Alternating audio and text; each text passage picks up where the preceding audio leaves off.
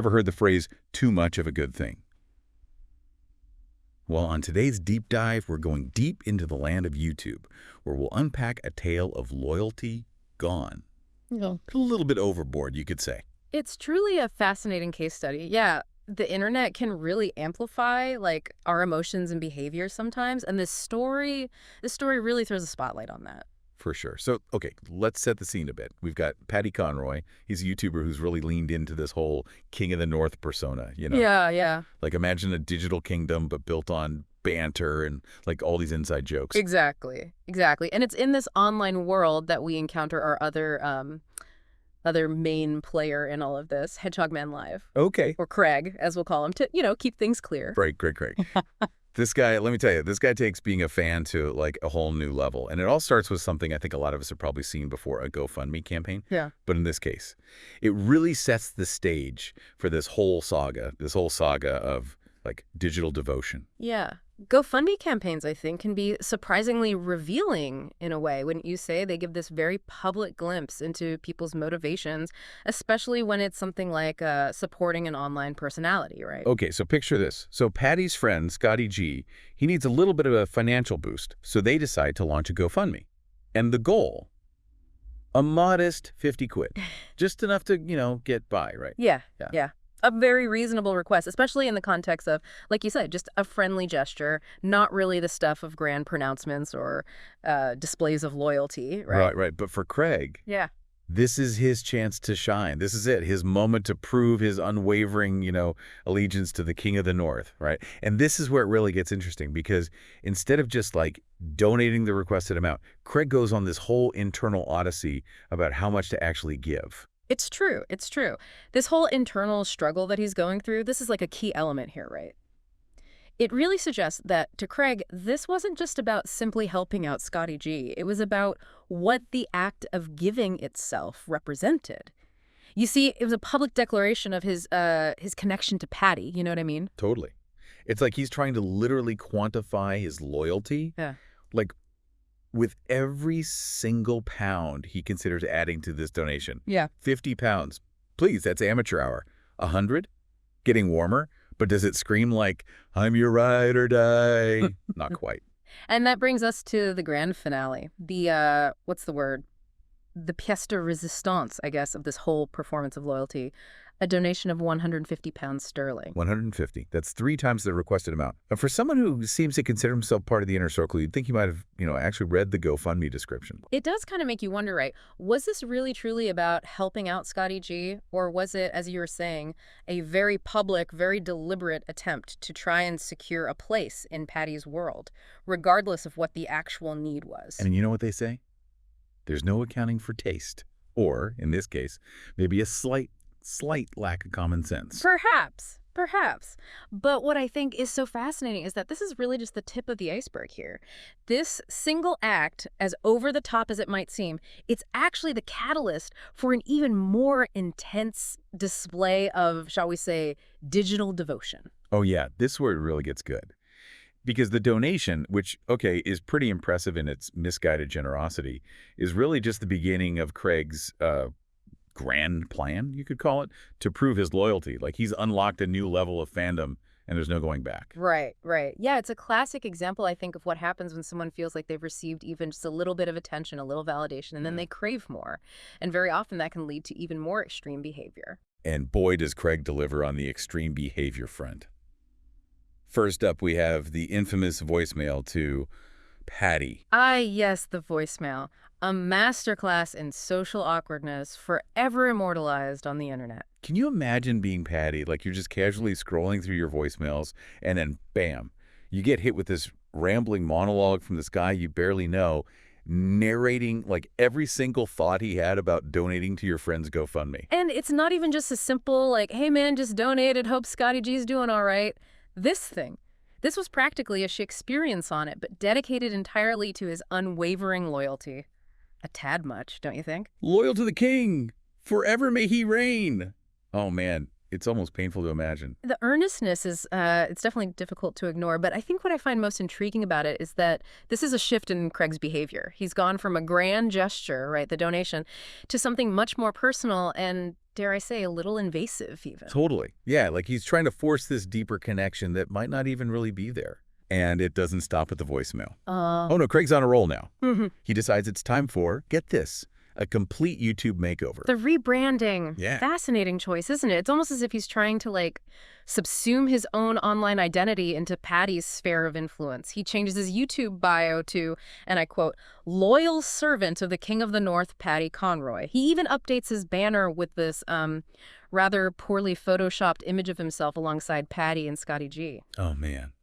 You've got to hand it to him for the commitment, at least, right? Yeah. The Photoshop skill. Yeah. Maybe questionable, but the dedication. The dedication is real. It's all about aligning himself with Patty, the proximity, even in, the digital world, equals importance. Right.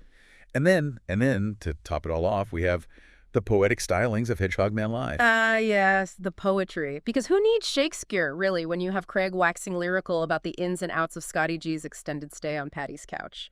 Truly a modern masterpiece, wouldn't you say? Oh, Patty, generous soul, a friend in need. Scotty G, a tale indeed. A GoFundMe plea for all to see. I mean, honestly, it's hard to tell if I should be impressed or concerned at this point. A bit of both, perhaps. On the one hand, it's kind of an amusing display of, creativity, however misguided it might be. But on the other hand, you do have to wonder about the motivation behind these kinds of public displays of, well, let's just be honest, slightly obsessive admiration. Okay, so we've got the King of the North, the loyal subject, the GoFundMe, the voicemail, the rebranding, and of course the poetry. It's a lot. It's quite the collection of evidence, wouldn't you agree? But the real question is, what does it all mean? Why on earth would someone go to these lengths to try to prove their loyalty to some, online personality? Right. Is it just like harmless fandom? Or is it a desperate cry for attention? Or could there be something even more complex at play here? Let's unpack that a bit, shall we? To truly understand Craig's behavior, we need to dig a little deeper, I think, into the psychology behind online relationships, this allure of belonging that we all feel, and just the often very blurred lines that we see between fan and creator in this digital age. Okay, so we've got Craig, our self-proclaimed loyal servant, pulling out all the stops, right? Trying to impress Patty, the King of the North. But the real question is, how does Patty actually feel about all of this? Well, that's where the, how do I put it, the dynamics of this whole relationship get really, really interesting. You see, from the outside looking in, it really seems like Patty's reaction to all of Craig's grand gestures, it could be best described as lukewarm. Lukewarm. I don't know about that. Yep, at best, maybe. Yeah, lukewarm might be putting it mildly, honestly. Like, there's this one scene, right, where Patty and Scotty G are just hanging out, just chilling, and Scotty G happens to mention Craig's latest display of loyalty. I think this time it was like a particularly inspired rhyme about Scotty G's socks. Ah, yes. The sock sonnet, a true work of art. But you're right, Patty. He barely even reacts, just kind of shrugs it off like it's another Tuesday in his digital kingdom. You know what I mean? Yeah. And I think that really highlights this crucial aspect of a lot of these online relationships, this inherent power imbalance. It's true. Like that whole saying, right? You can choose your friends, but you can't choose your fans. Right, exactly. And in this case, Craig seems to have just appointed himself as Patty's #1 fan, whether Patty wants it or not. Absolutely. And that dynamic is so important to understanding situations like this, right?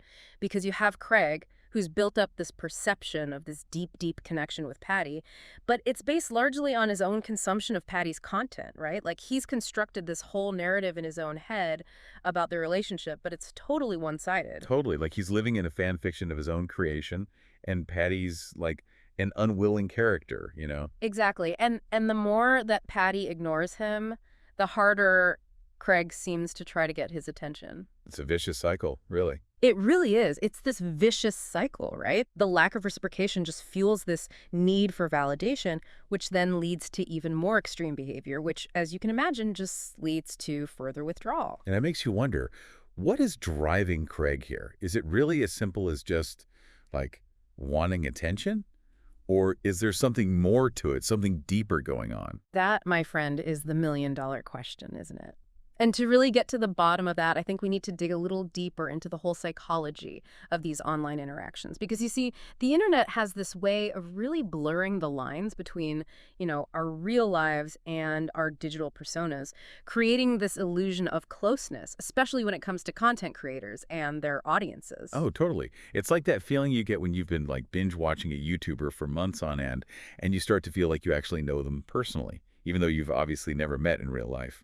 Exactly, exactly. And that's where this whole concept of parasocial relationships comes in, right? It's this one-sided bond that develops between a person and a media figure, often without the media figure even knowing or consenting to it. So like it's like having a crush on a celebrity, but instead of like a signed headshot, you're showering them with awkwardly worded poems and poorly photoshopped pictures. Essentially, yeah, you could say that. And while a lot of these parasocial relationships are totally harmless, in some cases, they can become really all-consuming to the point where people start to, blur those lines between fantasy and reality. And I think in Craig's case, it seems like that need for connection, that deep desire for belonging, it's manifested in these, well, let's just say, unique expressions of loyalty. Right, right. It's like he's trying to like buy his way into Patty's inner circle with these grand gestures, these over-the-top displays of, well, affection. And that's where things can get really, tricky. Because genuine connection, whether it's online or offline, can't be forced, right? It can't be bought. It takes mutual respect, shared interests, and a healthy dose of good old-fashioned self-awareness. So what's the takeaway here? What can we learn from Craig's, let's call it enthusiasm, and Patty's, well, apparent lack thereof? I think this whole story really just serves as a good reminder that the internet, for all the amazing things about it, can also be, a breeding ground for misunderstanding and misplaced expectations. Mhm. It's so easy to get caught up in the excitement of online interactions, right? To mistake those likes and comments for some sort of genuine, deeper connection. But we have to remember there's a human being on the other side of that screen with their own thoughts, their own feelings, their own boundaries. So where does this all leave us? We've explored this wild world of like YouTube loyalty, unpacked this whole tale of digital devotion gone wrong, and we even got into the complexities of these parasocial relationships. It's been quite the ride, wouldn't you say? It really has. And, while Craig's story might seem like, I don't know, an extreme case, the truth is a lot of us have probably, maybe without realizing it, experienced these kinds of dynamics in one way or another. Whether it's, feeling a little too invested in a celebrity's personal life, or maybe going like the extra mile just to get noticed by someone you admire online, right? I mean, that desire for connection, it's pretty universal, wouldn't you say? Oh, totally. It's like that feeling you get when you find like a new band that you're really into, and suddenly you're like buying all their merch, you're going to all their concerts, and maybe even like attempting to write them a fan letter, but in the form of some epic poem, right? Well, maybe not all of us are poets at heart, Right. but I think you make a really good point, which is that there's this fine line, this fine line between healthy enthusiasm and, well, maybe letting things go a little too far. You know what I mean? And I think the real challenge is, can we recognize where that line is, both for ourselves and in our online interactions with others? That's the question, right? So how do we actually do that? How do we like Yeah. navigate these often really murky waters of online relationships and make sure we're not like accidentally becoming the Craig in someone else's digital story? Right, right. Well, that is the million-dollar question, isn't it? And honestly, I think it starts with, being self-aware, taking that step back and really examining our own motivations. Like, why do I feel the need to, I don't know, impress this person online? What am I hoping to get out of this interaction? It's like checking yourself before you wreck yourself, but like for the internet age. Exactly, exactly. And it's also about being really mindful of the other person's boundaries, right? Just because someone shares their life online, it doesn't mean they're obligated to reciprocate every single gesture or engage with every single fan on this like super personal level. Totally. It's like you wouldn't, walk up to a complete stranger on the street and start reciting poetry about their like fashion choices. Yeah, probably not the best idea. Yeah. And I think the same principle really applies online, right? It's about treating other people with respect, even if you've never actually met them in person. So like a little empathy goes a long way. Absolutely. A little empathy goes a long way. And remember, like, genuine connection, real connection, it takes time, and it's about finding common ground, having those meaningful conversations, and just building relationships that are based on mutual respect, not just, likes and follows. And maybe like laying off the poorly photoshopped fan art for a bit. Yeah, maybe. Maybe. But ultimately, I think the most important takeaway from Craig's story, this whole thing, is this. While the internet can be this incredibly powerful tool for connecting with people, it's really important to try and maintain a healthy sense of perspective.